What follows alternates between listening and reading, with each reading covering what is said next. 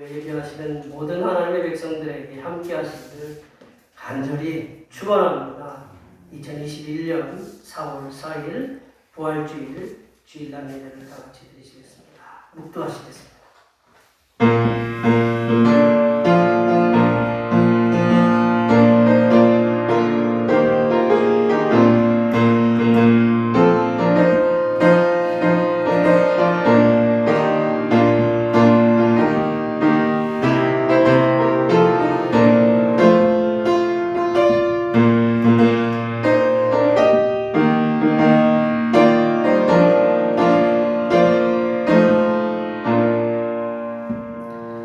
여호와께 감사하라. 그는 선하시며 그 인자하심이 영원하며 이제 이스라엘은 말하기를 그의 인자하심이 영원하다 할지로다. 아멘. 할렐루야.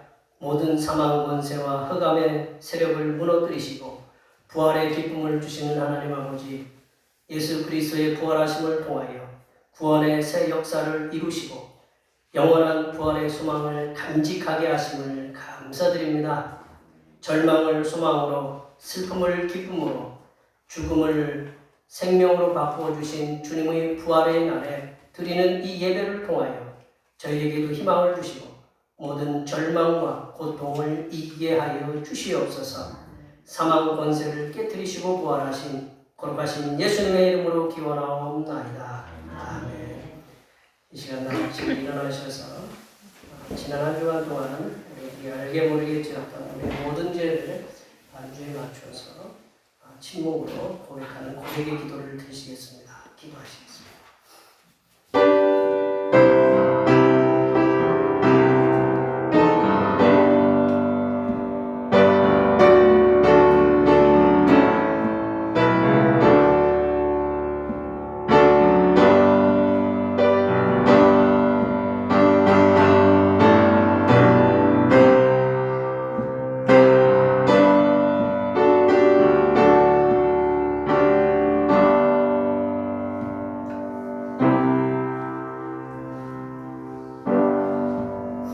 우리 하나님께서는 진심으로 죄를 고백하는 사람들에게 그 죄를 용서하기로 약속하셨습니다.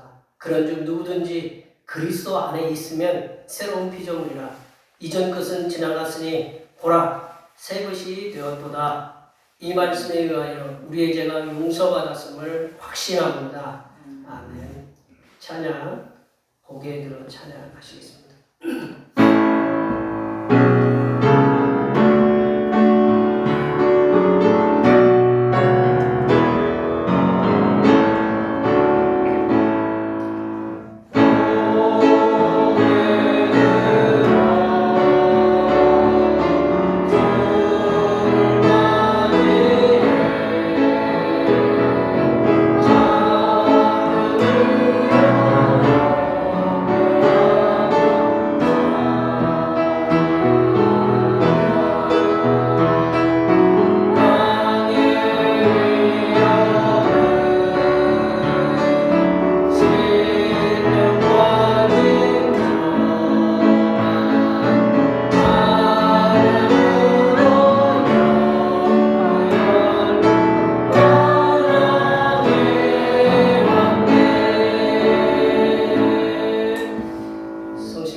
교동문 133번 부활절 첫 번째입니다. 성시교동은 교동문 133번 부활절 첫 번째입니다. 하나님께서 그를 사망의 고통에서 풀어 살리셨으니 이는 그가 사망의 길에 있을 수 없었습니다. 우리 주 예수 그리스도로 말미암아 우리에게 승리를 주시는 하나님께 감사하노니 그러므로 내 사랑하는 형제들아 견실하며 흔들리지 말고 항상 주의 되고 힘쓰는 자들이 되라. 이 말을 할 때 예수께서 친히 그들 가운데 서서 이르시되 너희에게 평강이 있을지어다 하시니 그들이 그러라고 무서워하여 그 무엇을 것을 영으로 생각하는지라. 예수께서 이르시되 어찌하여 두려워하며 어찌하여 마음에 의심이 일어나느냐. 내 손과 발을 보고 나를 줄 알라. 또 나를 만져보라. 영은 살과 뼈가 없으되 너희 보는 바와 같이 나는 있느니라. 그러나 이제 그리스도께서 죽은 자 가운데서 다시 살아나사 잠자는 자들의 첫 열매가 되셨도다. 예수께서 이르시되 나는 부활이요 생명이니 나를 믿는 자는 죽어도 살겠고 무릇 살아서 나를 믿는 자는 영원히 죽지 아니하리니 이것을 내가 믿느냐. 이르되 주여 그러하여라. 주는 그리스도시요 세상에 오시는 하나님의 아들이시니 내가 믿나이다. 아멘. 사도신경으로 이 시간 하나님 앞에 고백하겠습니다. 나는 전능하신 아버지 하나님 천지의 창조주를 믿습니다. 나는 그의 유일하신 아들 우리 주 예수 그리스도를 믿습니다. 그는 성령으로 잉태되어 동정녀 마리아에게서 나시고 본디오 빌라도에게 고난을 받아 십자가에 못 박혀 죽으시고 장사된 지 사흘 만에 죽은 자 가운데서 다시 살아나셨으며 하늘에 오르시어 전능하신 아버지 하나님 우편에 앉아 계시다가 거기로부터 살아있는 자와 죽은 자를 심판하러 오신다. 나는 성령을 믿으며 거룩한 공교회와 성도의 교제와 죄를 용서받는 것과 몸의 부활과 영생을 믿습니다. 아멘. 다 같이 앉으셔서 찬송 60장 하시겠습니다. 찬송 60장입니다.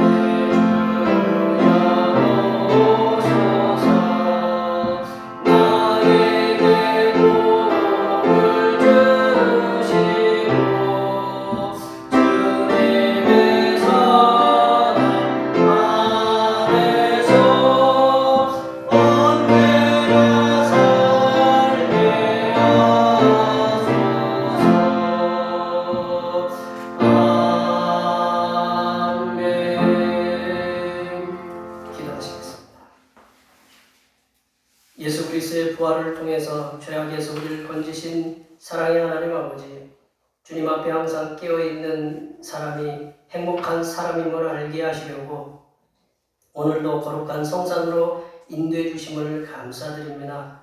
오늘도 저희 영혼에게 새로운 생기가 솟아오르는 은혜가 충만한 예배가 되게 하여 주시옵소서. 하나님 아버지, 봄은 되었지만 세계는 곳곳에서 코로나19 방역으로 인한 고통들을 호소하고 있습니다. 방역을 통해 자유와 경제활동을 제한하려는 정부와 제한의 고통 때문에 더 이상 제한을 받지 아니하려는 시민들과의 싸움으로 세계는 지금 지쳐가고 있습니다. 오늘 사망 권세를 깨뜨리시고 부활하신 주님께서 코로나19로 인하여 고통을 당하는 전 세계의 정부와 백성들에게 부활의 소망을 주셔서 코로나19로 인한 갈등들이 없어지게 도와 주시옵소서. 하나님 아버지, 이 나라는 7일에 서울시장과 부산시장을 비롯하여 전국에서 보궐선거가 있습니다. 하나님께서 이 나라에 합당한 일꾼들을 세워주시어서 이 나라가 정의와 공의가 바르게 집행되는 나라로 설 수 있도록 도와주시옵소서. 또한 코로나19 방역에 최일선에서 애쓰는 공무원들과 조류 인플루엔자 방역에 힘쓰고 있는 공무원들도 함께 힘을 주시옵소서. 하나님 아버지, 지금까지 대평교회를 지켜주신 은혜를 감사드립니다. 지나온 세월 동안 주님께서 먼저 택하신 백성들이 이 지역에 주님께서 명령하신 소금과 빛의 사명을 감당하며 선한 행실로 믿음의 본을 보이기 위해서 눈물의 기도와 몸과 마음과 물질의 헌신을 하였습니다. 눈물을 흘리며 씨를 뿌려 싸우니 이제는 기쁨으로 단을 거둘 수 있는 은혜를 허락하여 주시옵소서. 대평교회가 부흥의 은혜를 통하여 사랑과 기쁨의 교제가 충만한 교회가 될 수 있도록 인도하여 주시옵소서. 하나님 아버지, 이 대평교회를 위해서 몸과 시간과 물질을 들여서 헌신하는 주님의 종들의 가정을 지켜주시고 건강과 물질의 복을 충만하게 받게 하시고 자녀들의 삶과 계획들이 순적하게 풀어갈 수 있도록 도와주시옵소서. 그리하여 들리는 소식들이 복된 소식들이 들릴 수 있도록 인도하여 주시옵소서. 하나님 아버지, 이 시간 하늘로부터 내려주시는 생명의 양식인 하나님의 말씀을 듣고자 합니다. 이 말씀을 들을 때에 성삼일체 하나님께서 베풀어 주시는 평안과 기쁨과 안식이 우리 심령에 충만하게 채워지게 하여 주시옵소서. 섬기교회 이 땅에 오신 우리 주 그리스도 예수님의 이름으로 기도하오며 이제는 주님께서 가르쳐 주신 기도로 기도하오니 하늘에 계신 우리 아버지, 아버지의 이름을 거룩하게 하시며 아버지의 나라가 오게 하시며 아버지의 뜻이 하늘에서와 같이 땅에서도 이루어지게 하소서. 오늘 우리에게 일용할 양식을 주시고 우리가 우리에게 잘못한 사람을 용서하여 준 것 같이 우리 죄를 용서하여 주시고 우리를 시험에 빠지지 않게 하시고 악에서 구하소서. 나라와 권능과 영광이 영원히 아버지의 것입니다. 아멘.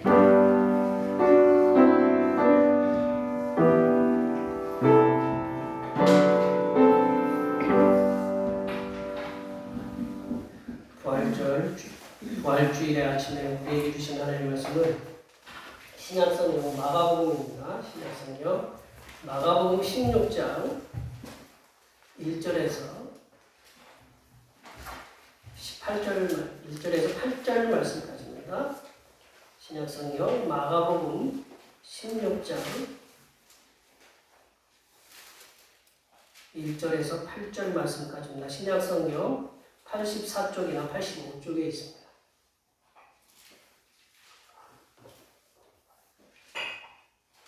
2021년 4월 4일 부활주일 아침에 우리에게 주신 하나님의 말씀은 신약성경 마가복음 16장 1절에서 8절입니다. 신약성경 84쪽이나 85쪽에 있습니다. 한 절씩 교독하시겠습니다. 안식일이 지남에 막달라 마리아와 야고보의 어머니 마리아와 또 살로메가 가서 예수께 바르기 위하여 향품을 사다 두었다가 안식으로 첫날 일찍이 내려오는데 그 무덤으로 가며 서로 말하되 누가 우리를 위하여 무덤 문에서 돌을 굴려주리오 하더니 너는 여러분이 벌써 돌이 굴려져 있는데 그 돌이 심히 크더라. 무덤에 들어가서 흰 옷을 입은 한 청년이 우편에 앉은 것을 보고 놀라매 청년이 이르되 올라가지 마라. 너희가 십자가에 못 박히신 나사렛 예수를 찾는다. 그가 살아나셨고 여기 있지 아니하니라. 보라, 그를 두었던 곳이니라. 가서 그의 제자들과 베드로에게 이르기를 예수께서 너희보다 먼저 갈릴리로 가시나니 전에 너희에게 말씀하신 대로 너희가 거기서 배우리라 하라 하는지라. 여자들이 몹시 놀라 떨며 나와 무덤에서 도망하고 무서워하여 하늘을 부르되 아무 말도 하였더라. 아멘. 오늘은 부활주일 아침입니다. 사망 권세를 깨뜨리시고 다시 살아나사 인생들에게 부활의 소망을 가지게 하시는 성자 예수님, 성부 하나님, 그리고 성령 하나님께 항상 감사하시기 바랍니다. 제가 8일날 노예가 있습니다. 감사한 거는 고난주간 특별새벽기도회 코로나가 지금 이렇게 창궐하는데 고난주간 특별새벽기도회 성도님들 함께 동참해 주셔서 참 감사합니다. 주님께서 이러한 고난주간과 이렇게 부활을 통해서 주님께 주신 은혜가 더 충만하게 임할 줄 이렇게 믿습니다. 그 교회에서 부활 감사 선물을 준비를 했는데 다 받으셨죠? 네. 대답들을 한 번밖에 안 하시는 거 보니까 한 번만 받으신 것 같아요. 예. 드셨죠? 쪄서 드셔보시기도 하고. 예. 예. 이 봄에 송편을 먹는 게 어디예요? 예. 예. 그리고 또 가실 때 늦게 오신 분들은 계란 이번에는 포장을 하지 않기로 뜯어서 먹기가 어렵다고 해서 저도 잘 됐어요. 그거 하려면 또 저기 해야 되는데 이렇게 해서 계란을 4개씩인가 5개씩인가 이게 아침에 다시 포장을 해서 구운 계란입니다. 그래서 가져가셔서 깨 드시면서 주님이 부활하셨다는 것을 달걀을 드시면서 이렇게 깊이 느끼시면 감사하겠습니다. 코로나19 이렇게 확산 방지를 위해서 열심히 수고해주고 계신데 조금만 더 수고해 주시면 11월 달에는 70% 정도 백신을 맞고 방역이 이루어진다니까 조금 좀 힘드셔도 조금만 견뎌주시면 고맙겠습니다. 중보기도 주님의 부활하신 능력으로 세상을 변화시키는 교회에 되게 해달라고 위해서 기도해 주시고, 그리고 재직회가 저희들이 지금 점심 식사를 할 수가 없어서 재직회는 또 해야 되겠고 그래서 다음 주 10시에 재직회를 시작하도록 하겠습니다. 길게 할 수도 있는 것도 아니고 보고만 하고 그렇게 하도록 하겠습니다. 아셨죠? 예, 다음 주 10시에 재직회가 있는 거 기억해 주시면 예배 전에 10시에 있는 거 기억해 주시면 감사하겠습니다. 우리 부활의 아침에 찬양하기 전에 제가 하나 빠뜨린 것 같아요. 주님 부활하셨습니다 하고 서로 감사 인사를 하는 게 안 낫겠어요? 예수님 다시 사셨습니다. 서로 얼굴 봐가시면서 한번 예수님 다시 사셨습니다. 서로 이렇게 앞뒤 돌아가시면서 얼굴 예수님 다시 사셨습니다.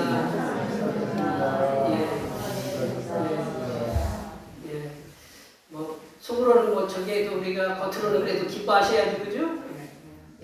우리 이렇게 인사하셨으니까 말만이 또 축복해 주시기 바랍니다. 축복합니다.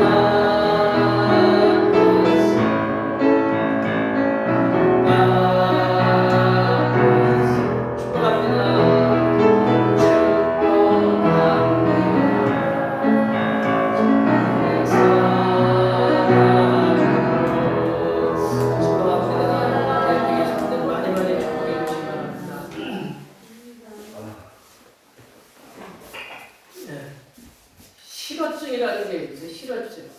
말을 잃어버렸다.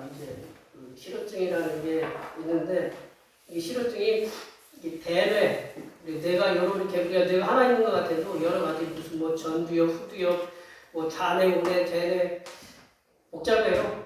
이렇게 숨을 주고 무슨 이렇게 숨볼인가도 뭐도 있고, 하여튼 뇌가 복잡한데 이 대뇌라는 곳에 이렇게 손상을 입으면 이 언어를 갖다가 이게 말을 잃어버린다고 그러네요. 우리가 듣지 못하는 장애를 청력 장애라고 하고, 냄새 맡는데 어려움을 겪는 사람들을 후각 장애라고 하듯이 말을 이렇게 못하는 실어증에 있는 사람들을 언어 장애, 실어증에 있는 언어 장애라고 해요. 그러니까 이게 뇌 중에 이제 특정 부분이 이게 대뇌에 손상을 입어서 이게 언어를 구사하는데 어눌한 사람들이나 또 말을 이렇게 좀 하지 못하는 그 언어 구사의 능력에 장애가 생겨서 말을 못하게 하는 게 이게 실어증이라고 이렇게 얘기를 하는데, 그런데 꼭 이게 뇌의 손상으로만 이렇게 말을 못하는 그런 증상이 있냐, 그것은 아니라고 그러는데, 이게 사람이 순간적으로 외부의 강한 충격, 사람이 순간적으로 외부의 강한 충격을, 정신적인 충격을 받으면 얼마를 말을 하지 못하는 그런 증상, 그런 증상이 실어증에 걸릴 수도 있다고 해요. 그런 경우 있잖아요. 우리 이런 말 자주 사용하는데, 그 어안이 벙벙하다. 어안이라는 말, 어안이 벙벙하다는 말씀 들어보셨죠? 안 들어보신 것처럼 이렇게 저를 어안이라는 게 뭐냐면 이 목소리 나는 혀 이 안쪽을 갖다 그러는데 이게 어안이라는 게 말을 못하고 이렇게 머물머물거리고 있는 혀 안을 갖다가 어안이라고 하는데요. 어안이 여기 목소리를 소를 내줘야 되는데 목소리가 이렇게 꽉 잠긴 상태, 어떤 충격에서 말을 못하고 있는 상태에 어안이고 벙벙하다라는 말이 저기 기록되어 있듯이 어리둥절해가지고 얼빠진 사람처럼 멍하게 있는 걸 갖다가 어안이 목이 막히고 그냥 얼빠진 사람처럼 있는 거, 그런 상태가 어안이 벙벙하다, 그런 상태거든요. 이거는 뭐냐면 정신적으로 강한 충격이 와서 순간적으로 이제 그 말을 못하기 때문에 뭐 우리 뇌손상으로 인해서 말을 못하는 그런 실어증과는 다르게 이게 신경증적인 증상. 저도 인터넷에서 찾아보니 그랬더니 신경증적인 증상. 무슨 장애라고 아니면 전환장애라고 해요. 전환장애라고 하는데 전환장애가 뭐냐? 의학적으로는 이게 증명이 안 되는데 갑자기 신체가 마비되는 거. 손이 마비되든지 뭐 몸이 어느 정도 일시적으로 굳는다든지 다리가 마비가 된다든지 그런 게 충격을 받으면 그런 증상이 오는 거를 이게 그 실어증처럼 그런 증상이 이렇게 오는데 이거는 뭐 뇌에 손상이 와서 그런 것이 아니라 이게 정신적인 충격을 받았기 때문에 정신적인 그 의사와 이렇게 상담을 해가지고 정신과 치료를 받으면 호전이 될 수 있다고 이제 그런 얘기를 하는데 사람이 살아가면서 충격을 받지 않으면서 살아가면 참 좋을 거예요. 사람이 살아가면서 충격을 받지 않고 살아가는 것이 참 좋은데 갑자기 그런 충격을 받을 일이 있잖아요. 그 뭐냐면 요즘도 이렇게 방송이나 뭐 이렇게 그런 것들을 이렇게 보면 갑작스레 무슨 사고가 있잖아요. 그 사고로 인해서 어떤 사망 사고가 일어난다. 그게 누구냐? 내 가족이 돼. 내 남편이 될 수도 있고, 내 아내가 될 수도 있고, 내 자녀가 될 수도 있어요. 그리고 내 잘 아는 지인이 될 수 있어요. 그러면 누가 사망 사고에 대한 소식을 들었어요. 그러면 어떨까요? 충격이 올 수 있잖아요. 그리고 갑작스럽게 해고 통보를 받았어요. 그만 나와라. 그리고 시험에 열심히 시험을 봤는데 떨어졌어요. 그리고 건강검진을 받았는데 너무 진행돼가지고 이거는 손을 댈 수 없는 그런 암이라든가 어떤 불치병의 그런 것을 통보를 받았어요. 또 이제 제일 충격적인 것이 하나가 뭐냐면 개주가 그런 분 여기는 안 계시기에 생각하지만 개주가 개똥을 떼먹고 어떻게 했어요? 도망가신 분들은 안 계시죠? 개똥을 떼먹고 도망가면 어떨까요? 그게 뭐냐면 사기 그리고 배신당하는 걸 뭐 되게 충격을 받을 수 있잖아요. 이게 긍정적인 긍정적인 충격은 또 로또 같은 갑자기 몇십억이 내한테 딱 들어왔다. 또 간절히 내가 누군가를 연예인들 중에도 간절히 내가 만나고 싶었는데 갑자기 당첨이 돼가지고 전화 연결이 된다거나 그러면 어떻게 돼요? 숨이 먹거나 뭐 그렇지 않으세요? 뭐 갑자기 앞에 우리 남진이나 나훈아가 딱 나왔어요. 별로 보고 싶지 않다. 내 남편이 제일 낫다. 뭐 그런 표정으로 이렇게 하고 계시는 것 같은데. 또 갑자기 뭐 이제 그 연인들 같은 경우는 내 눈앞에 이상형이 딱 나타났다. 딱 보고 딱 봤는데 정말 내 이상형이라고 컵 들고 있던 컵을 뚝 떨어뜨리는 그런 거 텔레비전에 보죠. 하여튼 다양한 상황들이 우리 앞에 펼쳐진다라는 거죠. 뭐 이렇게 나는 그런 일이 안 일어날 거야 그런 것이 아니라 내 앞에 그런 충격적인 일들이 긍정적이든 부정적이든 충격적인 일들이 일어나서 내가 말을 못하는 경우가 있다라는 거죠. 오늘 본문에도 그래요. 오늘 본문 8절에 보면 말을 못했다라는 말씀이 나오는데 본문 8절에 보면 오늘도 이와 비슷한 상황, 우리들이 제가 앞서 말씀드린 여러 가지 그런 상황들에 그거와 그보다 더 충격적인 것을 충격을 받아서 말을 하지 못하는 사람들이 있다.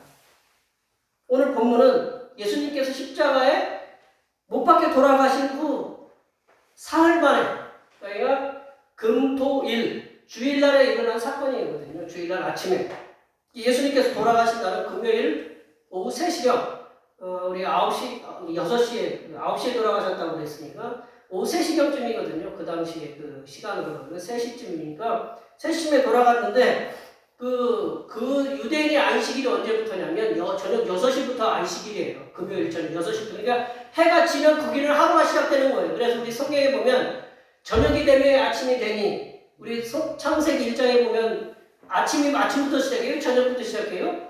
저녁이 되면 아침이 되니, 첫째 날입니다. 이 저녁이 뭐냐면 첫째 날이 시작되는 게 뭐예요? 그 다음 날이 시작되는 게, 이게 저녁이 되면 그 다음 날이 시작되는 거예요. 그러니까 금요일 날, 거기가 토요일 날이 안식일이니까 금요일 날 저녁 6시 되면 거기는 안식일로 들어가는 거예요. 그러니까 예수님이 오후 3시경쯤에 돌아가시고 저녁 안식일이 6시쯤에 시작되는 거거든요.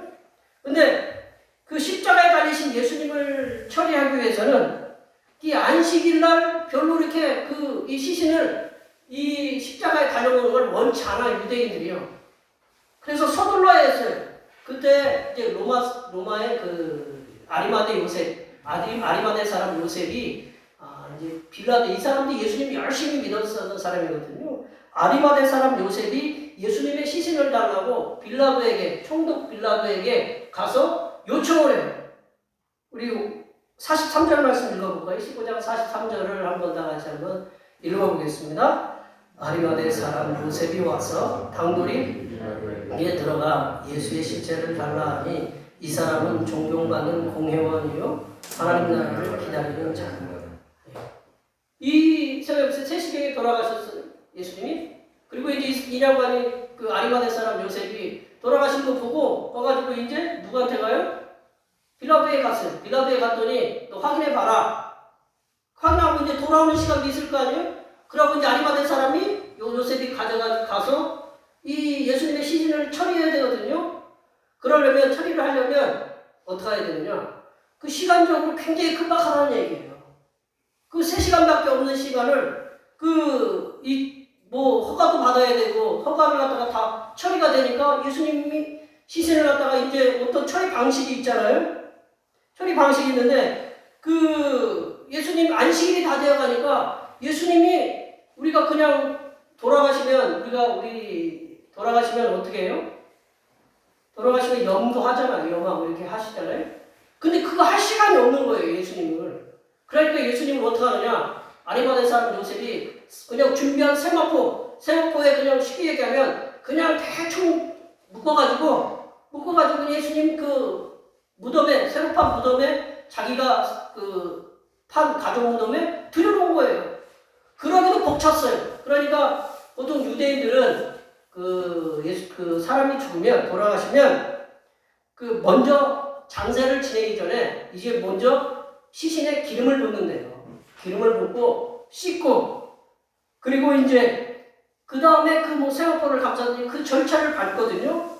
하지만 예수님은 안식일이 시작되기 얼마 전에 돌아가셨기 때문에 이러한 기름 부음, 그것을 할 수가 없었어요. 그래서 연기가 되고, 그러기 때문에 예수님은 피 묻은 채로 세마포에 그냥 불을 맞아서, 그래서 어디엔가 어느 박물관인가 예수님 피 묻은 시신 옷이 발견됐다고 그런 게 들었던 것 같은데, 그 뭐냐면 어떤 조치를 할 시간이 안 돼서 그냥 예수님 피 묻은 채로 그냥 옷을 불 말아서 그냥 세마포로 그냥 감싼 거예요.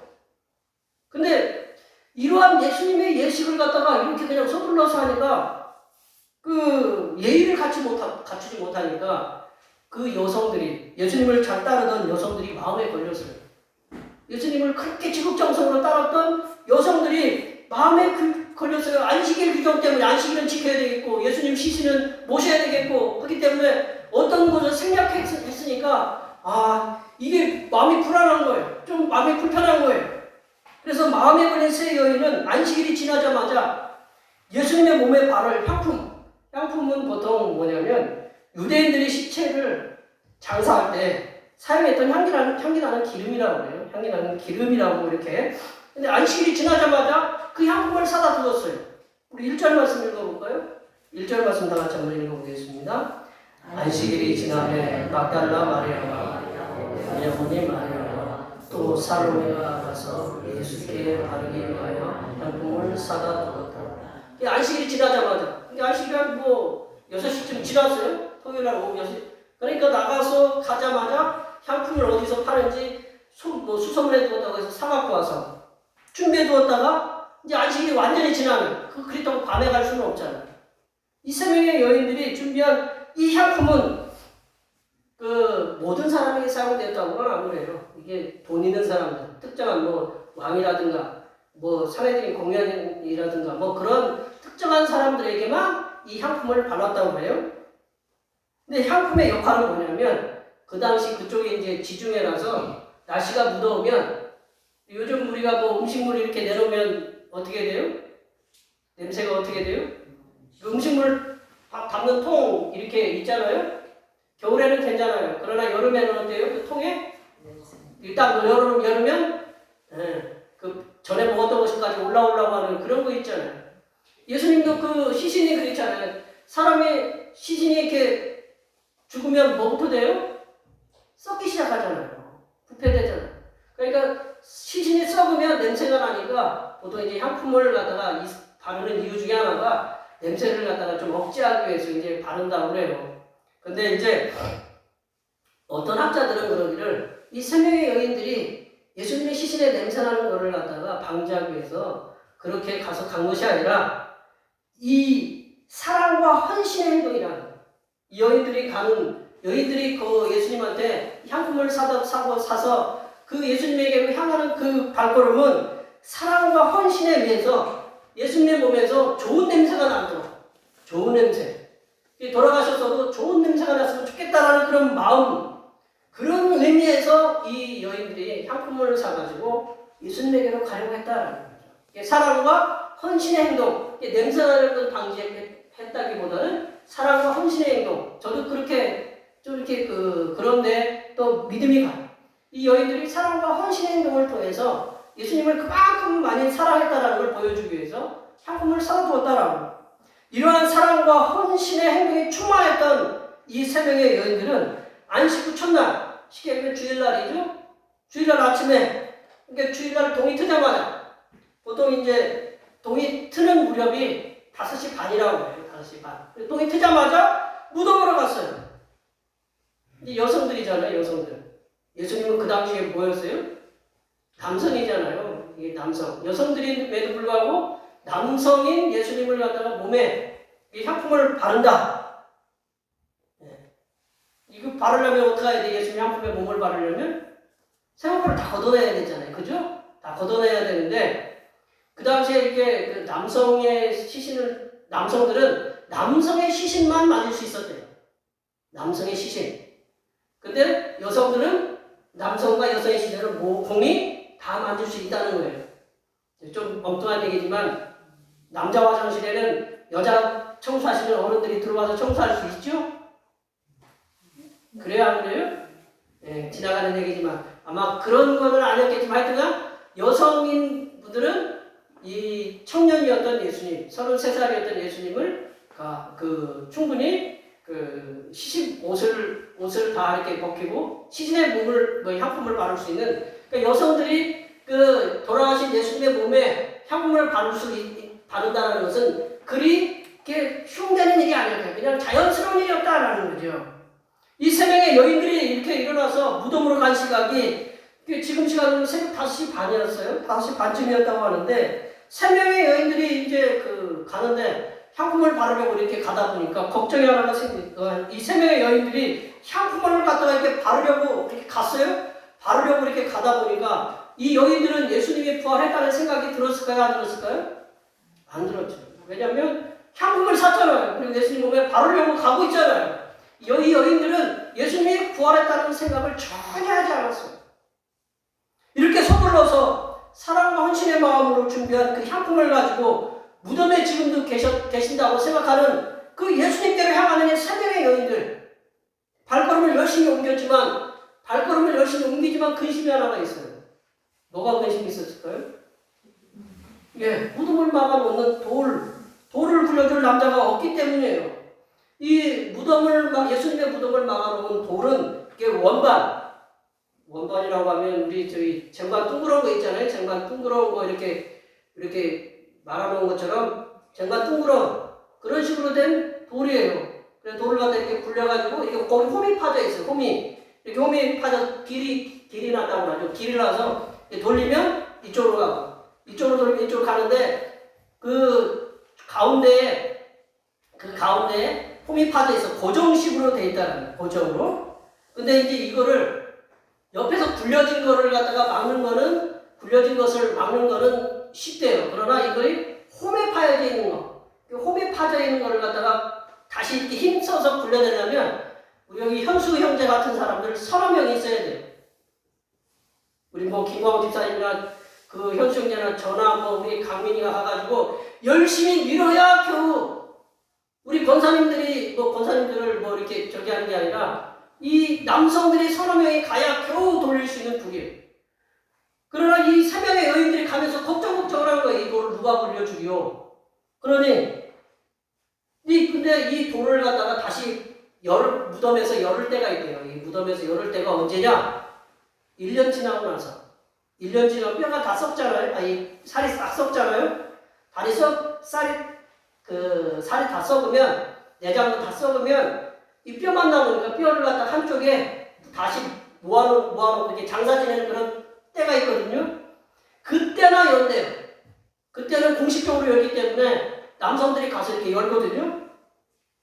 그리고 이제 뭐 가족끼리 장사 지낼 때 그때만 문을 여는 거예요. 그런데 이 사흘 만에 이렇게 돌아가신 사흘 만에 그 문을 연다는 거, 무덤 문을 연다는 거는 도저히 상상할 수 없는 얘기다. 상식적으로 그 사람들도 보통 유대인들도 이해를 할 수가 없다는 거예요. 그렇게 예수님 무덤에 이 무덤문 때문에 고민을 해가면서 가는데 예수님 무덤에 가까이 왔을 때 좀 멀리서 보니까 무덤문이 열려있다는 거예요. 그 무거운 돌이 열려져 있다는 거예요. 그걸 보고 깜짝 놀랐다는 거죠. 4절 말씀 한번 읽어볼까요? 저희들이 4절 말씀을 읽어보겠습니다. 눈을 들어 벌써 돌이 굴려져 있는데 그 돌이 심히 크더라. 그 돌이 어떻게 하다고요? 심히 크더라. 큰 돌이더라라는 거죠. 그런데 이 큰 돌이라는 걸 강조하는 이유는 뭘까요? 우리들은 굴릴 돌이 아니다라는 거예요. 여성들은. 그럼 누가 굴려야 된다고요? 남성들 서너 명이. 그러나 여기는 여성만 있어요. 3명만. 그러니까 걱정하면서 갔지만 그 문제가 해결됐는데 해결된 것보다는 놀랐다라는 거죠. 이 여인들은 심히 큰 돌이 굴러져서 예수님의 무덤이 열려져 있는 것에 대해서 1차적으로 놀랐다는 거예요. 그런데 이 여인들이 또 한 번 놀라게 된다는 거예요. 또 한 번 놀라게 되는데 무덤 속에 이제 들어가 볼 거 아니에요. 들어가 보니 거기 계셔야 할 예수님의 시신이 보이지 않는다. 세마포가 쌓여서 거기에 누워져 있어야 될 예수님이 눈에 보이지 않는다. 그런데 보이지 않고 누가 보이느냐? 어떤 흰옷 입은 청년이 예수님을 눕히셨던 그 오른쪽에 앉아 있었다라는 거죠. 5절 말씀 읽어볼까요? 5절 말씀 다 같이 읽어보겠습니다. 무덤에 들어가서 흰옷을 입은 한 청년이 우편에 앉은 것을 보고 놀랐다라는 거죠. 이 단어가 놀랐다라는 단어가 심히 슬퍼한다라는 단어하고 이렇게 비슷하지만 오늘 보면은 놀랐다라는 거죠. 예수님 그 청년을 보고 놀랐다. 예수님이 계셔야 되는데 예수님이 시신이 계셔야 되는데 청년이 앉아있었다. 흰옷 입은 청년을 보고 놀랐다. 쉽게 얘기하면 우리 어른들을 전설의 모양에서 밤에 공중묘지 지나가면 누가 나타나요? 머리 희하고 총각들은 잘 안 나타나더라고요. 보니까 흰옷 입은 예쁜 그 분들이 이렇게 나타나가지고 가면 어떻게 해요? 놀라잖아요. 그런 놀람이라고 저는 생각이 돼요. 깜짝 놀란 거죠. 낯선 환경이잖아요. 무덤에 있어야 될 예수님 보이지 않고 청년이 거기에 딱 앉아있으니 청년이 사람이냐 천사냐 그거는 이제 논쟁 저희들이 이제 누구라고 정확하게는 제가 말씀드리기는 어렵지만 마태복음인가 누가복음에는 천사라고 나와요. 오늘 본문에는 청년이라고 나와 있어요. 사람같이 생겼어요. 그 청년을 보고 깜짝 놀랐다는 거죠. 3명의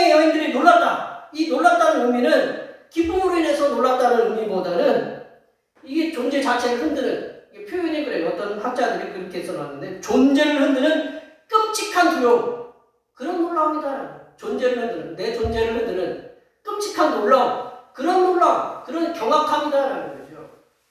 등골이 오싹해서 우리 남자들도 보면 등골이 오싹할 때 있잖아요. 머리가 쭈뼛하고 있어도 등골이 오싹해서 등에 식은땀이 쫙 흐르는 그런 놀라움으로 여인들이 어안이 벙벙해진 상태였다. 그렇게 놀라서 말할 수 없을 때 이 흰옷 입은 청년이 이 여인들을 보고 또 한 번 놀래키는 거예요. 이게 말을 하는 거예요. 이게 가만히 있는 게 아니라 말을 하는 거예요. 말을 하면 얼마나 놀라겠어요? 공동묘지에서 흰옷 입은 분이 또 내 다리 내놔라 이렇게 하면서 말을 하면 어때요 이게? 그런 섬찟함이 있잖아요. 이게 섬찟함에 그런 것이 있는데 이 세 명의 여인들이 헌신으로 사랑과 헌신으로 향품을 갖다 이렇게 준비를 했는데 예수님이 냄새가 나야 되잖아요. 썩으면 냄새가 나잖아요. 냄새가 나야 되는데 냄새 나야 할 그 예수님의 시신은 없고 그것도 놀랐지만 그보다 더 놀라운 게 뭐냐면 죽으신 예수님께서 다시 살아나셔서 갈릴리로 가셨다라는 거예요. 우리는 별로 이게 감동이 안 오고 놀라지도 않으시죠? 예. 좀 이따 다시 말씀드릴게요. 놀라지 않으시죠? 그 6절 말씀을 한번 읽어볼까요? 6절 보겠습니다. 6절 말씀을 다 같이 읽어보겠습니다. 청년이 이르되 놀라지 말라. 너희가 십자가에 못 박히신 나사렛 예수를 찾는구나. 그가 살아나셨고 여기 계시지 아니하니라. 보라 그를 죽었던 곳이니라. 아멘. 지금 세 명의 여인들이 안식일이 지나자마자 예수님의 시신의 발을 향품을 샀어요. 서둘러서 샀고 새벽에 일찍 일어나서 무덤의 돌을 걱정하면서 올라왔습니다. 그런데 무덤이 열려져 있었어요. 그것도 놀랐어요. 그뿐만 아니라 자다가 이게 봉창 두드리는 소리도 아니고 자신들의 머리로는 도저히 전혀 이해할 수 없는 죽으신 예수님이 다시 살아나셨다. 그 말을 흰옷을 입은 청년이 한 거예요. 세 명의 여인들은 흰옷 입은 청년이 말한 돌아가신 예수님께서 다시 살아나셨다. 그 말씀에 대해서 그 받은 충격이 얼마나 컸는지 8절 말씀에서 얘기하고 있어요. 8절 말씀. 우리가 8절 말씀을 다 같이 한번 읽어보겠습니다. 여자들이 몹시 놀라 떨며 나와 무덤에서 도망하고 무서워하여 아무에게도 아무 말도 하지 못하더라. 이 세 명의 여인이 공이 당한 거예요. 흰옷을 입은 청년이 다시 살아나셨다고 얘기한 말씀들이 그 예수님 사흘전을 엊그저께라고 해요? 어제, 그제, 엊그저께라도 해요? 엊그저께? 예. 분명히 엊그저께 분명히 누구의 눈으로 봤어요? 이 여인들은 제자들은 다 도망갔어요. 그러나 요한복음에는 요한이 남았지만 이 제자들이 다 도망갔고 여인들은 분명히 예수님이 돌아가신 거 봤을까요? 안 봤을까요? 두 눈을 똑똑히 봤어요. 돌아가신 걸 똑똑히 보고 예수님을 십자가에서 내려서 못을 뽑고 다리에서 못을 뽑고 손목에서 못을 뽑고 그래서 그 장면을 이 세 명의 여인들이 다 봤다는 얘기예요. 그리고 급하니까 시신을 갖다가 이 아리마대 사람 요셉이 허가를 맡아가지고 안식일이 막 해가 막 이렇게 솟아내 넘어가니까 야 이거 급하다. 그냥 시신을 갖다가 예수님 시신을 둘둘 말아가지고 표현이 죄송합니다. 둘둘 말아서 예수님 모시고 딜딜 쫄쫄쫄 따라가는 거예요. 그 예수님 어떤 남성들이 있었거든요. 쫄쫄쫄 따라가서 예수님 무덤을 갖다 거기다 놓는 것까지 다 지켜봤단 말이에요. 제가 보세요. 저도 어머니가 이제 돌아갔을 때 몇 시간 안 돼서 이렇게 냉동실에 넣어놓잖아요. 이런 걸 봤어요. 금방 돌아가시니까 돌아가신 어떤 저기가 온기가 있고 그러더라고요. 근데 또 사후에 또 염을 하잖아요. 그 다음날이요. 근데 만약에 염을 하려고 딱 열었는데 안 계시다. 그럼 어떻게 하시겠어요? 분명히 어제 내가 돌아가신 걸 보고 했는데 염을 하려고 이렇게 저기 꺼냈는데 이 장의사분들이 어머님이 없어졌다고 하면 어떡해요? 지금 분명히 돌아가신 거를 이 여인들은 봤어요. 눈으로 목도를 했어요. 분명히 돌아가시면서 다 이루었다. 하나님 나를 어찌 왜 버리셨습니까? 라고 그런 고통의 소리를 들어가면서 돌아가신 걸 분명히 두 눈으로 봤다라는 거죠. 근데 이 여인들에게 이 청년이 나타나서 하는 얘기가, 그 양반이, 표현이 죄송합니다. 예수님이 다시 살아나셨다. 다 자신들이 십자가에 못 박혀서 분명히 그 못을 빼고 그 예수님을 갖다 십자가에 그 무덤에 넣는 거를 분명히 자신들의 눈으로 봤는데, 여기 계신 분들은 그 얘기 들으면 등수를 등골이 오싹하지 않을까요? 말을 하다 어떻다고 그랬어요? 이분들은 몹시 어떻다고 그랬어요? 몹시 놀라웠다. 얼마나 충격을 받았을까요? 떠났다라는 거죠. 두 다리가 풀렸다는 거죠. 그래서 어떻게 무덤에서 나왔어. 그 다음에 어떻게 했어요? 도망갔다라는 거죠. 도망갔다는 거죠. 이 여인들이 지금 갖고 온 게 뭐예요? 향품을 갖고 왔어. 예수님 몸에 바른 향품을 가지고 왔다는 것은 예수님 부활했으리라는 생각은 꿈에도 생각을 못했던 거거든요. 이 여인들이 자신의 온 목적을 잃어버렸어요. 왜 왔는지, 향품을 이분들이 손에 들고 도망갔는지, 아니면 놓고 도망갔는지, 나중에 가서 이 세 명의 그 여인들에게 천국에 가서 여쭤봐야 되긴 하겠지만, 제가 이런 표현을 써봤어요. 도망가는데 어떻게 하냐면, 내가 다리를 움직이는 건지, 아니면 다리가 나를 이끌고 가는 것인지 알 수 없을 정도로. 그거 있잖아요. 다리가 이렇게 무거워서 이렇게 달려도 이게 내 다리가 아닌 것처럼 그렇게 느껴지는 때가 있잖아요. 그런 상태로 이 여인들이 몹시 놀라서 예수님의 부활의 소식을 들었으니까 충격을 받았다. 말을 이제 보시죠. 이 여인들이, 세 명의 여인들이 무덤 안에서 흰옷 입은 청년이 말한 예수님께서 다시 살아나셨다, 갈릴리로 가셨다라는 그 말씀이 계속 귀에 울리는 거예요. 예수님 다시 살아나셨다, 예수님 갈릴리로 가셨다, 그 말씀이 계속 울리는 거예요. 그러니까 무서워서, 끝에 보시면 뭐라고 그랬어요? 무서워서 아무에게도 아무 말도 하지 못했다. 이게 실어증에 걸리는 거거든요. 얼마나 충격을 받았으니 예수님 부활하셨다. 내가 죽은 걸 분명히 봤는데, 죽은 그 예수님이, 내가 사랑하는 예수님이 다시 살아나셨다, 보이지 않고 그 충격적인 얘기를 들었으니 등골이 오싹하고, 다리가 내 다리로 달리지만 내 다리가 아닌 것처럼, 그 너무 무서워서 아무에게도 아무 말도 못했다. 충격을 많이 받았다. 우리가 가지고 있는 성경은 9절 이하의 말씀이 있잖아요. 9절 이하의 말씀 이하가 있지만, 마가가 기록할 당시 이제 이게 성경의 원본이었기 때문에 사본이 많이 존재하거든요. 9절 이하는 없었을 것이라고 해요. 한번 거기에 보시면 9절 이하에 이렇게 표시해놨잖아요. 표시해놨어요, 안 해놨어요? 그리고 그 밑으로 가면 그 어떤 사본에는 뭐라고 해요? 9절부터 20절까지는 있다 없다? 네, 없다라고 이렇게 써있어요. 만약에 이 9절부터 20절이 없는 성경을 보신 분들은, 없는 이 마가복음을 보신 분들은 지금 8절이 뭐예요? 끝이에요. 그래 안 그래요? 8절이 끝이라고요? 그렇다면 이 마가도 아마 기록하지 않았다라고, 후에 추가가 됐을 거라고 이렇게 얘기들 하는데, 그렇다면 마가복음에서의 말씀은 여인들이 무덤 안에서 만난 흰옷을 입은 청년의 말에 두려움에 아무 말도 하지 못한 상태로 끝나게 된다는 거예요. 마가복음을 읽는 사람들은 이 여인들이 그 충격적인 상태로, 그냥 신호증에 걸린 상태로 끝났다라고 이렇게 알고 있다라는 거예요.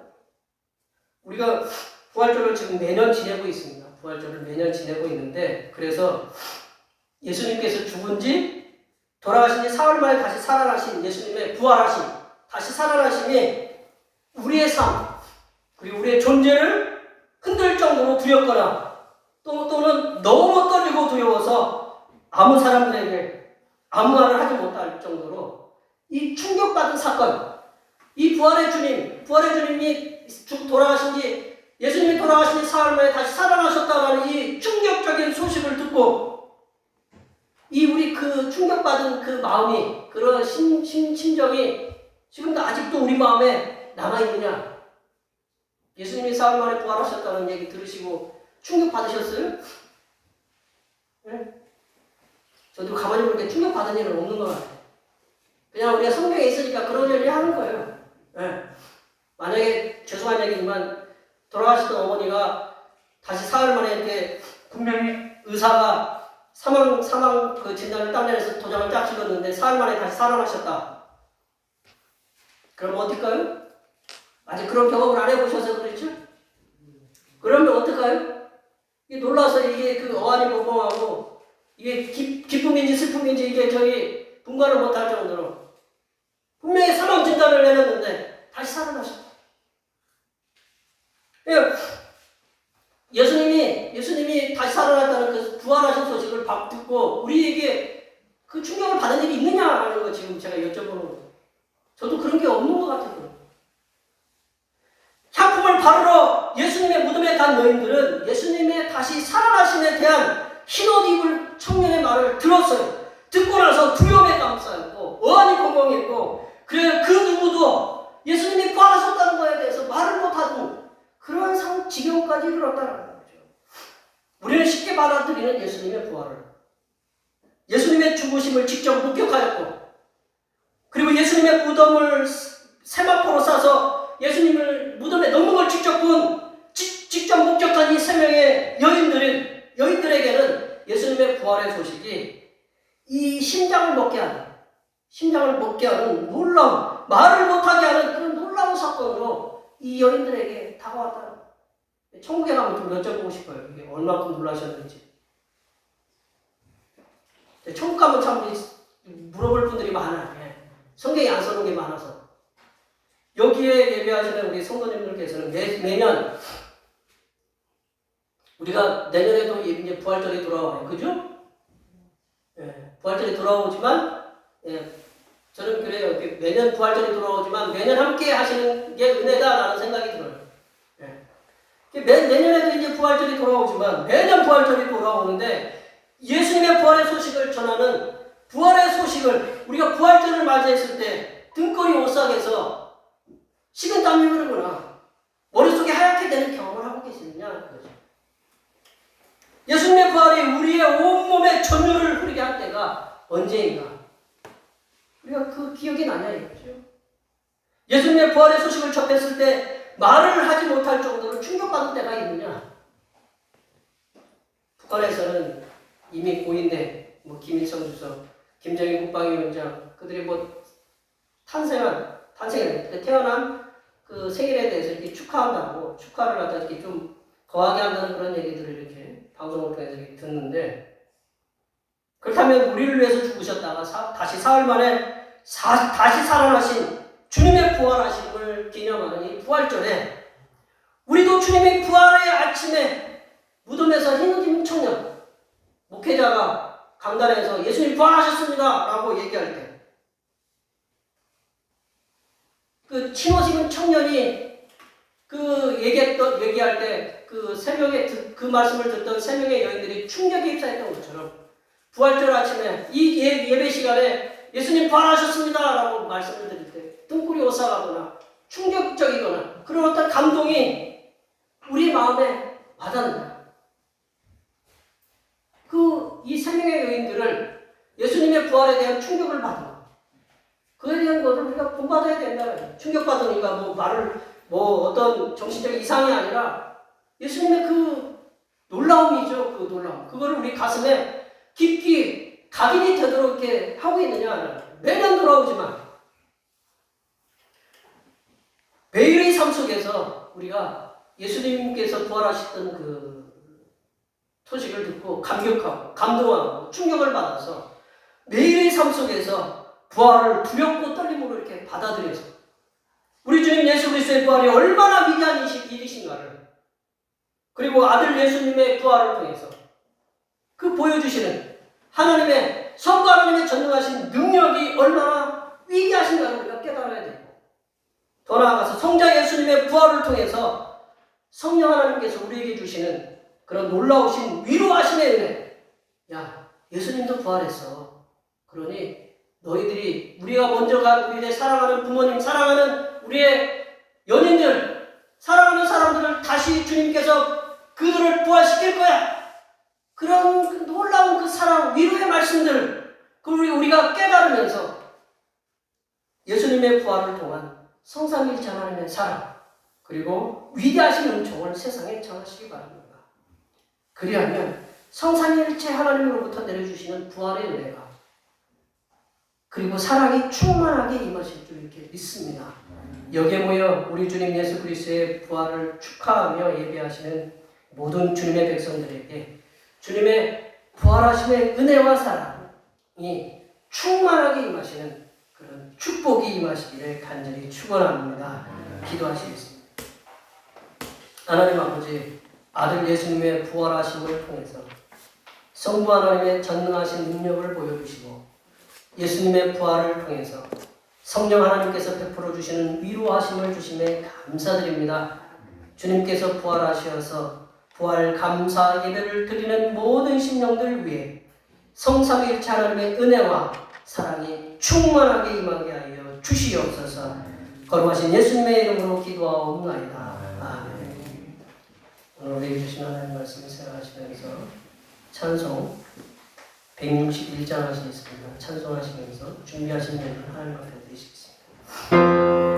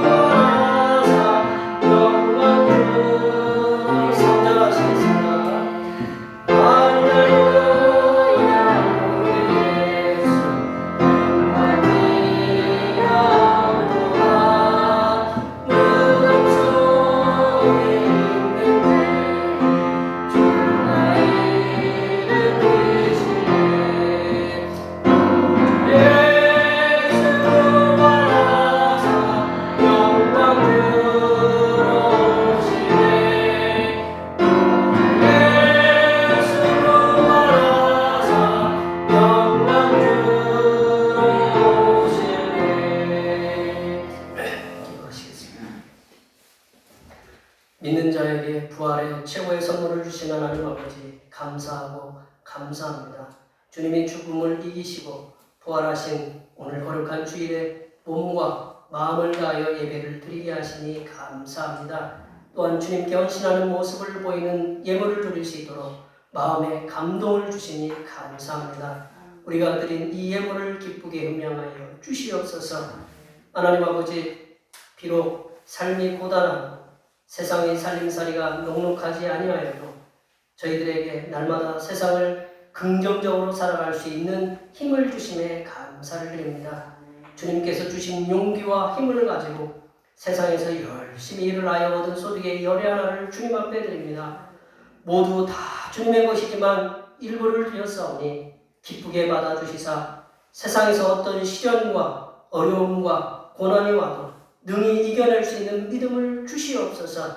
또한 주님이 오시는 그날까지 궁핍함이 없이 넉넉하게 살 수 있는 물질로 채워주시고 어려운 이웃에게 손을 내밀 수 있어 도울 수 있도록 물질의 풍족함도 허락하여 주시옵소서. 하나님 아버지, 이 한 주간도 지켜주심에 감사하여 감사의 예물을 드립니다. 모든 일에 함께하여 주심에 감사하여 감사의 예물을 드립니다. 여러 가지 모양으로 드린 감사의 예물을 기쁘게 받으시사 평생에 주님께서 동반자가 되어주셔서 몸과 마음이 평안한 삶을 살아가게 하시고 하늘로부터 날마다 공급해 주시는 일용할 양식을 통하여 매일의 삶이 감사의 삶이 될 수 있도록 지켜 주시옵소서. 하나님 아버지, 부활의 아침에 하나님께 부활 감사 예물을 드립니다. 이 예물을 드린 손길들 위해 사망 권세를 이기시고 부활하신 주님의 능력이 우리들의 영혼에, 주님께 물질을 바친 손길들의 영혼에 가득 차게 하여 주시옵소서. 주님의 부활의 능력을 받아 가지고 세상에서 사탄의 괴계를 무너뜨리고 승리하며 살아가는 하나님의 자녀들로 우뚝 설 수 있도록 도와 주시옵소서. 하나님 아버지, 하나님 나라 확장을 위해서 선교 헌금을 드립니다. 대평교회 선교의 지경이 이 지역을 넘어 세계로 확장되는 은혜가 있게 하시고 바친 손길들의 삶이 더 풍성하게 선교하는 은혜가 임하도록 물질의 복을 충만하게 부어 주시옵소서. 하나님 아버지, 주님의 몸된 교회를 위하여 헌신하고 봉사하는 손길들의 수고를 기억하여 주시사 하늘로부터 내려주신 은혜가 충만하게 임하도록 도와 주시옵소서. 차량봉사와 헌금위원과 재정위원, 안내위원, 교회 청소, 그에 보이지 않는 여러 곳에서 주님을 위하여 수고하는 여러 손길들을 위해 하나님께서 보여주시는 새로운 비전들을 보게 하시고 이 땅에서 바라고 소원하는 모든 기도의 제목들이 다 응답받는 은혜의 역사가 일어나게 하여 주시옵소서. 걸어가신 예수님의 이름으로 기도하옵나이다. 아멘.